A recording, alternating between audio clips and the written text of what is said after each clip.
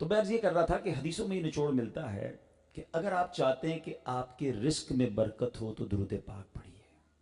آپ چاہتے ہیں آپ کی بیماریاں دور ہو جائیں تو درود پاک پڑھیے. آپ چاہتے ہیں ذلت و رسوائی سے بچے رہیں تو درود پاک پڑھیے.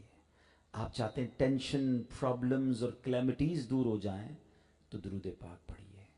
آپ چاہتے ہیں کہ مرتے وقت پیارے آقا کا دیدار نصیب ہو تو درود پاک پڑھیے. بلکہ ایسا دیکھنا چاہتے ہیں کہ نبی پاک اپنے ہاتھوں سے قبر میں اتار رہے ہیں تو درود پاک پڑھیے. اور سبحان اللہ، محشر کے دن نبی پاک کے پرچم تلے اٹھنا چاہتے ہیں تو درود پاک پڑھیے. حوض کوثر پر جائیں تو نبی پاک مجھے پہچان جائیں تو کثرت سے درود پاک پڑھیے. آپ چاہتے ہیں کہ پیارے آقا آپ کو اپنے ساتھ جنت میں لے جائیں تو درود پاک پڑھیے. اور سنیے، بار بار مدینے جانا چاہتے ہیں تو درود پاک پڑھیے. اور سرکار دو عالم علیہ الصلوۃ والسلام کی زیارت کرنا چاہتے ہیں تو بھی درود پاک پڑھیے. اب مجھے بتائیے، میں نے اتنی ساری فضیلتیں بتا دیں، کچھ رہ گیا ہے باقی؟ ایک مسلمان کی حیثیت سے مجھے اور کیا چاہیے کہ زندگی عزت کے ساتھ گزرے، روزی میں برکت ہوتی رہے، پریشانیوں سے محفوظ رہوں، اور مرتے وقت کلمہ نصیب ہو، نبی پاک کا دیدار نصیب ہو، اور آقا اپنے ساتھ جنت میں لے جائیں. Whatever I need, whatever else I need, مجھے اور کیا چاہیے؟ سب کچھ تو مل رہا ہے درود پاک میں. اتنا کمال کا وظیفہ ہے، مگر پھر بھی ہم فضول باتوں میں تو وقت گزارتے ہیں مگر درود پاک کے لیے وقت نہیں نکال پاتے. اور آج میں جو آپ کو ایک اور حدیث سنانے جا رہا ہوں، کچھ لوگ درود پاک کو گرانٹڈ لے لیتے ہیں، پڑھ لیا تو ٹھیک ہے، نہیں پڑھا تو کوئی بات نہیں. ایسا نہیں ہے. درود پاک کے بارے میں حدیث پاک میں یہ بھی آتا ہے کہ جو درود پڑھنا بھول گیا وہ جنت کا راستہ بھول گیا. تو درود پاک ہم نے اپنی زندگی میں شامل کرنا ہے. اور قیامت کے دن نبی پاک ہی شفاعت فرمائیں گے نا. ایک ایسی حدیث ہے جس میں پیارے آقا علیہ الصلوۃ والسلام فرماتے ہیں کہ کچھ وہ لوگ ہوں گے قیامت کے دن جو میرا چہرہ نہ دیکھ سکیں گے. ٹرائی ٹو انڈرسٹینڈ، یہ کتنی بڑی محرومی ہوگی کہ نبی پاک کا دیدار ہی اگر نہیں ہو سکے گا قیامت کے دن تو شفاعت کس سے مانگیں گے؟ سرکار دو عالم علیہ الصلوۃ والسلام نے 3 قسم کے لوگوں کا ذکر کیا. فرماتے ہیں کہ 3 قسم کے لوگ میں قیامت کے دن میرا چہرہ نہیں دیکھ سکیں گے. نمبر 1، العاق لوالدیہ، ماں باپ کا نافرمان قیامت کے دن میرا چہرہ نہیں دیکھ سکے گا. والثانی تارک سنتی، دوسرا کون ہوگا؟ میری سنت کو ترک کرنے والا. والثالث، تیسرا، من ذکرت عندہ فلم یصلی علیہ، آقا فرماتے وہ شخص جس کے سامنے میرا ذکر ہو اور وہ مجھ پر درود نہ پڑھے. اب آپ غور کیجئے پیارے اسلامی بھائی، یہ تینوں چیزیں بڑی اہم ہیں. نوجوان بیٹھے ہیں، میری بہنیں پردے میں مجھے سن رہی ہیں، یہ بیان سوشل میڈیا پر لائیو جا رہا ہے. یہ 3 باتوں سے ہمیشہ بچنا ہے. جن جن کے والدین حیات ہیں کبھی ان کا دل نہ دکھائیں، ان کی دعائیں لیں، یہ تو جنت کا سامان ہے. مگر انفارچونیٹلی ماں باپ کے ہوتے ہوئے بھی لوگ ماں باپ کو تنگ کر رہے ہوتے ہیں. خدا را کبھی اپنے ماں باپ کو دکھی نہ کریں، ان سے دعائیں لیں، کیونکہ ماں باپ کا نافرمان، آقا علیہ الصلوۃ والسلام فرماتے ہیں جنت قیامت کے دن میرا چہرہ بھی نہیں دیکھ سکے گا. اور آپ ماشاءاللہ اب تو بڑے دن بڑی راتیں آنے والی ہیں نا. ابھی شب معراج ہے، پھر اگلا مہینہ شب برات ہے، رمضان میں شب قدر ہے. اب دیکھیں جو مغفرت والی راتیں ہوتی ہیں نا ان میں کروڑوں لوگوں کی بخشش کا ذکر ہوتا ہے، مگر چند مجرمین کی لسٹ بھی حدیث میں ساتھ آتی ہے کہ سب بخشے جائیں گے، یہ نہیں بخشے جائیں گے. اس ہر لسٹ میں آپ کو ماں باپ کا نافرمان ضرور ملے گا. یعنی ماں باپ کے نافرمان کو معافی نہیں ملتی، بلکہ سچی بات یہ ہے کہ ماں باپ کی نافرمانی وہ گناہ ہے کہ جس کی سزا آخرت میں تو ملنی ہے، دنیا میں بھی ملتی ہے. یہ وہ مکافات عمل ہے کہ ہم نے دیکھا کہ جو اپنے ماں باپ کو زندگی میں ستاتا ہے وہ اپنی اولاد میں وہ دکھ ضرور دیکھتا ہے. جو چاہتا ہے کہ میرے بچے میرے فرما بردار بنے، اس کو اپنے ماں باپ کا ادب کرنا ہوگا، اس کو اپنے ماں باپ کو راضی رکھنا ہوگا. جتنے ینگسٹر بالخصوص مجھے سن رہے ہیں، you are so lucky of your parents with you. آپ بڑے خوش نصیب ہیں اگر آپ کے والدین آپ کے ساتھ ہیں. پوچھو ان سے جن کے ماں باپ چلے گئے. آج جب ان سے بات کرنی ہوتی ہے تو قبرستان جانا ہوتا ہے. اور میں آپ کو سچ بتاؤں، ماں باپ ویسے تو جن کے ماں باپ چلے گئے روز ہی یاد آتے ہیں، مگر 2 موقعوں پر ماں باپ بہت یاد آتے ہیں.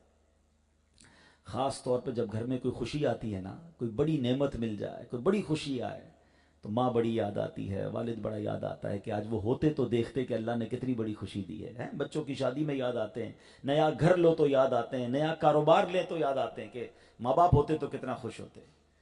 اور ایک موقع پر کب یاد آتے ہیں؟ جب کوئی بڑی مشکل آ جائے، جب کوئی بڑی ٹینشن آ جائے تب بھی ماں باپ بڑے یاد آتے ہیں کہ کاش ماں ہوتی تو دعا کروا لیتا، والد ہوتا اور ایک جملہ ہی کہہ دیتا کہ بیٹا گھبراؤ نہیں میں ہوں، تو وہی کافی تھا۔ تو آج ہے نا آپ کے پاس، جن کے پاس ہیں آپ کے پاس تو ہیں، آپ کیوں نہیں ان کی پیار، ان سے دعائیں لیتے، کیوں نہیں ان کی خدمت کرتے؟ تو ماں باپ کا نافرمان، آقا فرماتے ہیں قیامت کے دن میرا چہرہ بھی نہیں دیکھ سکے گا۔